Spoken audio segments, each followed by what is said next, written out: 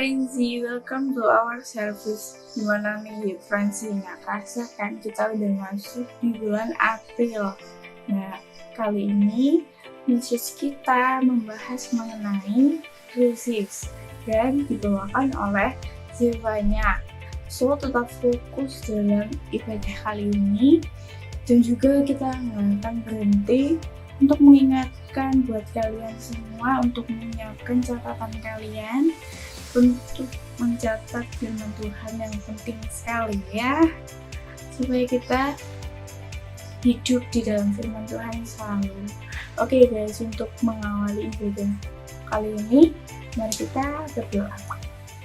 Terima kasih ya Tuhan, Engkau telah menyertai kami, melindungi kami hingga kami boleh beribadah di Frenzy ini dengan keadaan yang baik dan sehat. Tuhan berkati juga di Frenzy ini agar bisa berjalan dengan lancar dari awal, pertengahan, hingga akhir. Tuhan berkati semuanya, dalam nama Tuhan Yesus, haleluya, amin. Selamat beribadah semuanya.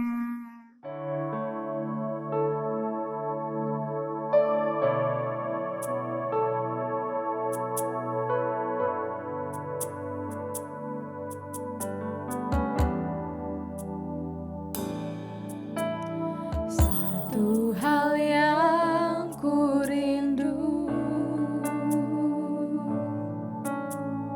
berdiam di dalam rumah-Mu.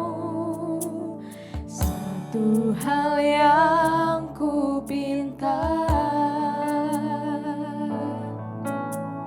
menikmati bait-Mu.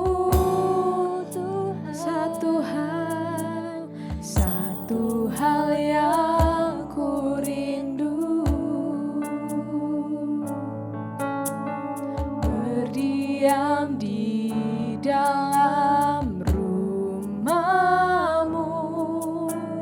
Satu hal yang ku pinta, menikmati bait-Mu.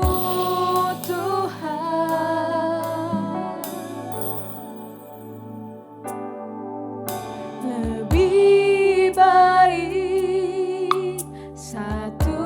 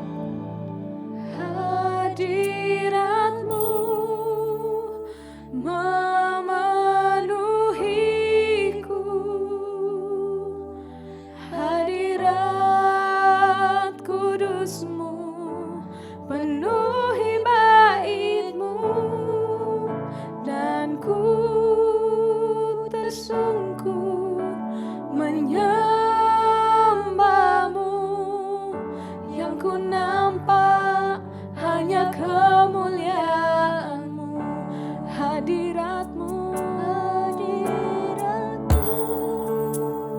memenuhiku.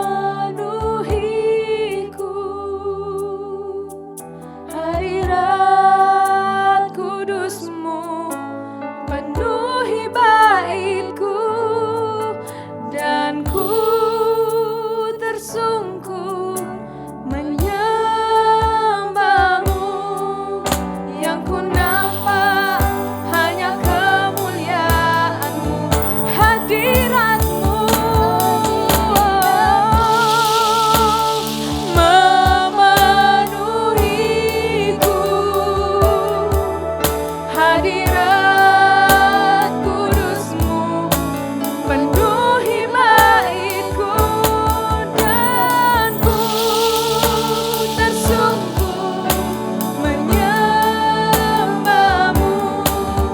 Yang ku nampak hanya kemuliaan-Mu, hadirat-Mu Tuhan, memenuhiku. Hadirat kudus-Mu penuhi baitku, dan ku tersungkur menyembah-Mu. Yang ku nampak hanya kemuliaan-Mu, yang ku nampak hanya kemuliaan-Mu, yang ku nampak hanya kemuliaan-Mu.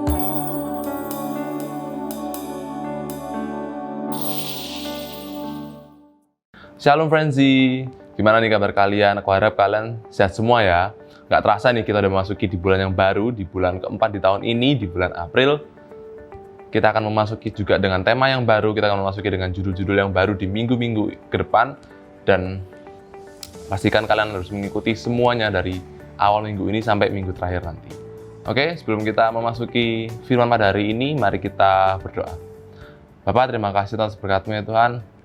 Sebentar kami akan mendengarkan sedikit dari firman-Mu ya Bapak untuk sore hari ini Bapak. Kiranya Kau yang berkati setiap kami mendengarkannya Bapak. Kiranya Kau berikan kami hati yang mau mendengar ya Tuhan, dan juga Kau berikan kami telinga ya Tuhan, supaya kami bisa mendengar dan mencatat dan juga melakukan firman-Mu ini dalam kehidupan kami ya Tuhan. Tapi tidak hanya kami dengar, tidak hanya terbuang sia-sia, tapi kami juga bisa menjadi pelaku firman-Mu ya Bapak. Terima kasih Bapak, terima kasih. Kami akan doa ini hanya di dalam nama Yesus, haleluya, amin.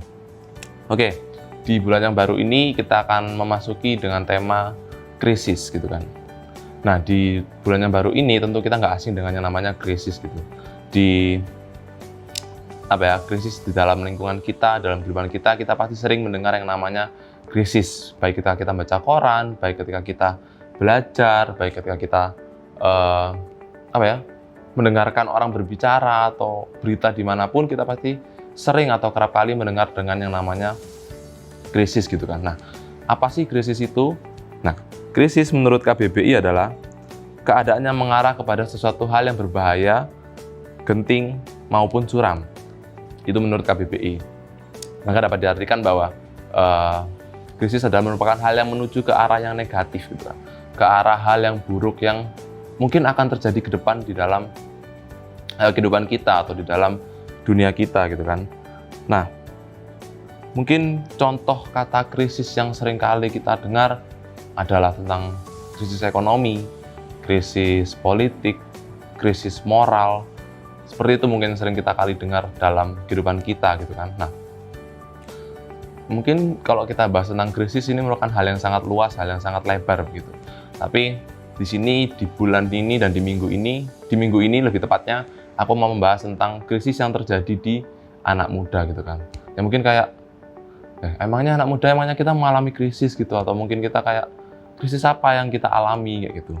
Nah, di sini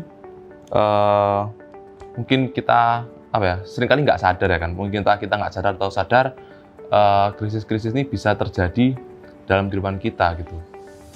Ya, krisis apa contohnya? Kalau krisis anak muda, contohnya adalah Krisis ekonomi juga termasuk pernah kita alami pastinya. Yang dimana mungkin ketika pemasukan dan pengeluaran kita tidak seimbang, dimana tingginya rasa kita ingin beli ini itu, kita pengen kayak nge-spend uang di sini, di situ, ngelihat barang kita langsung pengen beli, kita ngelihat sesuatu yang bagus kayak aduh beli lah ya, atau mungkin gengsi sama temen. Nah mungkin hal itu yang membuat kita nggak bisa mengatur uang kita, nggak bisa memanage uang kita dengan baik. Maka kita mengalami namanya krisis ekonomi itu tadi, kayak aduh pemasukanku cuma segini tapi kok pengeluaranku lebih kayak gitu.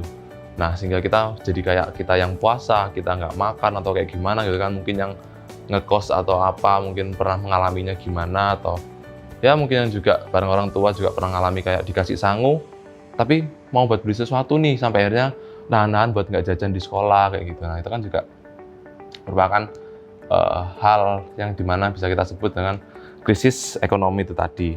Nah, atau mungkin contoh lain kayak trust issue gitu kan, dimana kurangnya atau krisisnya kepercayaan kita sama orang lain gitu, dimana seringkali kita kayak gimana ya bilangnya, ya kita nggak percaya sama orang ini gitu, kita mudah buat aduh masa ya aku bisa percaya sama orang ini ya kayak gitu, atau mungkin kalau aku cerita ke orang ini dia bakal jaga rahasia aku nggak ya, atau mungkin kayak aduh nanti kalau aku nolongin dia bakal gini nggak ya, atau kayak gimana segala macamnya. Itu juga hal yang sering kita terjadi dalam kehidupan kita. Trust issue itu sering kita temui, dan itu juga terjadi dalam hidupku karena aku juga pernah mengalami trust issue itu, sampai nggak percaya sama orang, nggak bisa buat cerita kayak aduh bener nggak ya nanti dia nyebarin cerita aku nggak ya, atau nanti dia ngomongin gini nggak ya kayak gitu. Jadi itu tadi krisis kepercayaan terhadap orang lain. Nah, atau mungkin contoh lain sering anak muda terjadi, yaitu krisis identitas, yang dimana kayak kita tuh susah buat menemukan jati diri kita. Kita kayak aku ini siapa ya gitu, aku ini sebenarnya bakatku apa, sebenarnya cita-citaku itu apa, aku tuh pengen jadi apa. Yang itu seringkali terjadi dalam kehidupan kita gitu kan, kayak ya identitas kita nggak tahu kayak apa yang mau kita cari dalam kehidupan kita. Kayak kita hidup cuman ya udah ngikutin alur aja kayak gitu. Seringkali kita banyak anak muda kayak gitu kan, seringkali kayak gitu. Alah ya udah sih ikutin alur aja lah gini. Padahal kan seharusnya kita yang mencari diri kita yang menemukan siapa diri kita, siapa jati diri kita, bakat kita apa, kelebihan apa, kemampuan kita apa kayak gitu. Itu yang seharusnya kita miliki. Nah, itu tadi adalah beberapa contoh krisis yang sering mungkin kita alami atau mungkin kita lihat di golongan anak muda. Nah, ketika kita mengalami krisis-krisis tersebut dari yang sudah aku sebutin tadi, ya nggak mungkin dong kalau misalnya kita terus tinggal diam dalam krisis tersebut. Nggak mungkin kita kayak ya udah diam aja, nggak gerak kemana-mana, nggak ngelakuin apa-apa buat kita lepas dari krisis itu. Ya contohnya kayak pandemi ini ya kan, kalau kita nggak berubah, kita nggak menyesuaikan dengan pandemi ini, ya kita nggak akan jadi apa-apa. Kita akan diem di rumah terus nggak keluar, nggak apa, yang takut kena virus gini-gini, kita nggak kerja, kita nggak pergi, kita nggak beli apa segala macam kan, repot gitu. Jadi tadi kita harus berubah, kita harus beradaptasi, kita nggak boleh diam di dalam ketakutan kita ketika kita mengalami krisis tersebut kayak gitu. Kalau enggak ya udah kita akan dimakan oleh krisis tersebut kayak gitu. Nah, begitu kita akan bahas langkah-langkah apa yang harus kita lakukan ketika kita mengalami krisis-krisis tersebut. Yang pertama, kita baca dulu di Amsal 3 ayat 5-6. Amsal 3 ayat 5-6. Percayalah kepada Tuhan dengan segenap hatimu dan janganlah bersandar kepada pengertianmu sendiri. Akuilah Dia dalam segala lakumu, maka Ia akan meluruskan jalanmu. Nah, dari ayat ini kita bisa tahu bahwa Tuhan ngomong kayak percayalah kepada Tuhan dengan segenap hatimu, jangan bersandar kepada pengertianmu. Yang dimana adalah ketika kita mengalami krisis, ketika kita mengalami masalah, ya kita harus percaya sama Tuhan. Jangan kita kayak merasa, oh aku kuat kok, aku mampu buat jalan ini sendiri, aku bisa, aku punya tenaga, aku ngerti gini, aku pinter kok buat atasi hal ini kayak gitu. Tapi ya itu tadi, yang paling penting, yang paling pertama adalah percaya sama Tuhan, mengandalkan Tuhan gitu. Maka poin pertama, aku kasih topik atau kasih judul poin pertama, yaitu mengandalkan Tuhan gitu. Karena ketika kita mengandalkan Tuhan, ketika kita percaya sama Tuhan dengan kita dengan memberikan segalanya kepada Tuhan, memberikan masalah kita kepada Tuhan, memberikan pokoknya problematik kita kepada Tuhan, kita akan menemukan jalan keluar yang tepat gitu. Kita akan menemukan jalan keluar yang terbaik, yang pas akan pada waktunya gitu. Kalau kita mungkin menggunakan kekuatan kita sendiri, kita bersandar pada pengertian kita sendiri, ya otomatis kita kayak, kan sepengalamanku kayak gini sih kayak gitu, atau mungkin kayak sengertiku gini kayak gitu ya. Mungkin kita akan lebih ke arah situ, lebih mengandalkan diri kita, pikiran kita, kekuatan kita kayak gitu. Nggak kita mengandalkan Tuhan kayak, Tuhan aku harus gimana ya, aku harus ngambil hal apa buat aku bisa keluar dari masalah ini, kayak Tuhan sebenarnya aku ini apa, bakatku ini apa kayak gitu. Nah, kan kita bisa mengandalkan Tuhan dengan dengan lebih baik, dengan maksimal gitu. Karena kalau kita mengandalkan Tuhan ya pasti otomatis step-step selanjutnya atau kayak cara-cara selanjutnya ya kita akan berhasil, kita akan tenang gitu. Ibaratnya kita akan tentram sama Tuhan kayak, oh ya nggak apa-apa ada Tuhan gitu. Kita percaya sama jalannya Tuhan yang akan ngasih jalan keluar buat kesana, kesini, buat dari masalah ini kamu harus kesini, gini. Itu sudah Tuhan atur Tuhan akan udah atur dengan sedemikian rupa kayak gitu. Nah, di poin kedua, kita akan menghadapi krisis, kita perlu yang namanya tindakan. Nah, tadi udah aku bahas juga di awal-awal, di mana ketika kita mengalami krisis nggak boleh kita tinggal diam. Nah, maka dari itu poin kedua adalah melakukan tindakan, atau dengan poin kedua yaitu action. Nah, di hal ini kita perlu yang namanya bergerak gitu. Ketika sudah mengandalkan Tuhan, kita udah kayak, Tuhan aku kasih ini ke kamu, ini masalahku, ini krisisku, apa yang harus aku lakukan Tuhan, apa yang harus aku hadapi, apa yang harus aku jalani untuk menghadapi masalahku ini gitu. Nah, kalau kita udah berdoa, kita udah tahu jawabannya, tapi kita nggak bergerak, kita nggak melangkah ke depan gitu ya, kita bakal sama aja stuck diam di situ. Nggak akan Tuhan yang hilangin tiba-tiba kayak, oh krisis kita tiba-tiba hilang kayak gitu. Ya enggak kayak gitu ya. Makanya kita perlu yang namanya langkah gitu kan. Kita perlu yang namanya action buat kita merubah masalah kita tadi, buat kita bisa beranjak dari krisis kita itu tadi.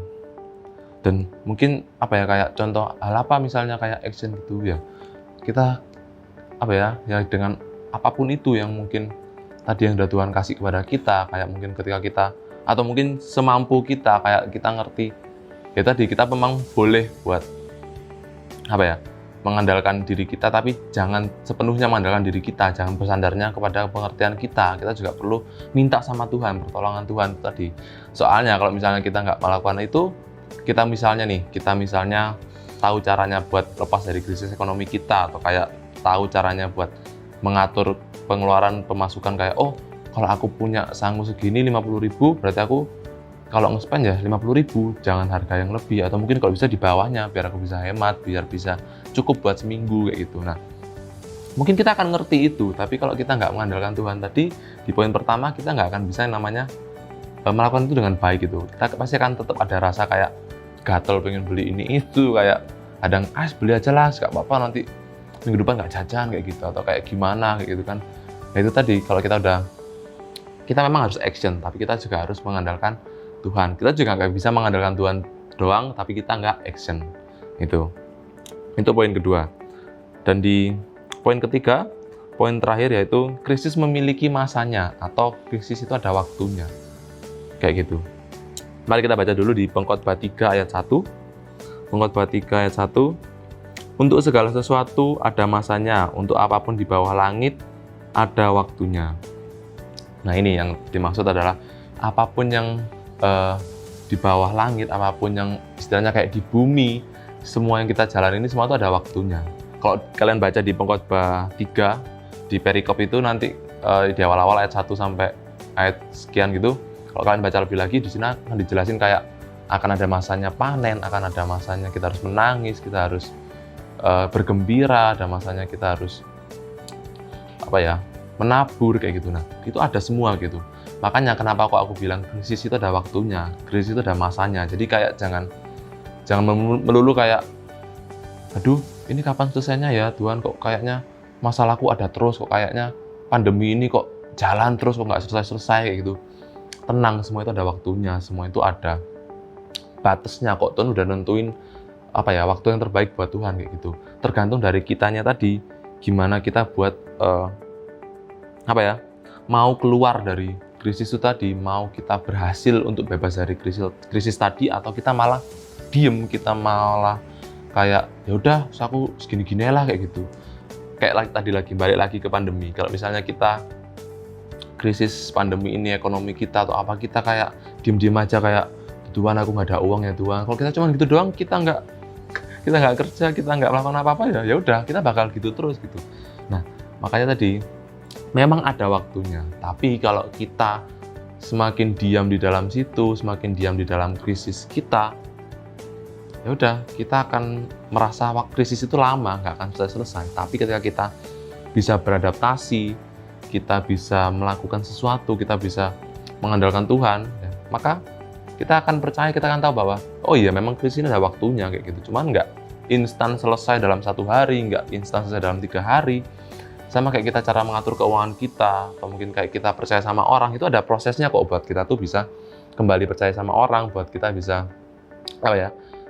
mengatur keuangan dengan baik, itu ada prosesnya. Kita perlu yang namanya belajar step by step, pelan-pelan gitu. Makanya tadi aku bilang krisis itu ada waktunya. Oke, jadi itu aja 3 poin utama yang bisa aku sampaikan, yaitu tadi yang pertama mengandalkan Tuhan, yang kedua yaitu action, memiliki yang namanya tindakan, dan yang ketiga adalah krisis ada masanya atau waktunya. Jadi ya itu tadi yang bisa aku sampaikan dari 3 poin itu tadi. Jangan lupa buat kita terus mengandalkan Tuhan, berdoa, serahkan krisis kita sama Tuhan, dan juga jangan lupa buat kita bergerak, kita buat action, jangan kita diem aja gitu. Jangan lupa buat kita terus step by step melangkah, karena percaya semua ini ada waktunya. Masalah yang kita hadapi, krisis yang kita hadapi ini pasti akan selesai, tapi kita nggak tahu kapanpun itu.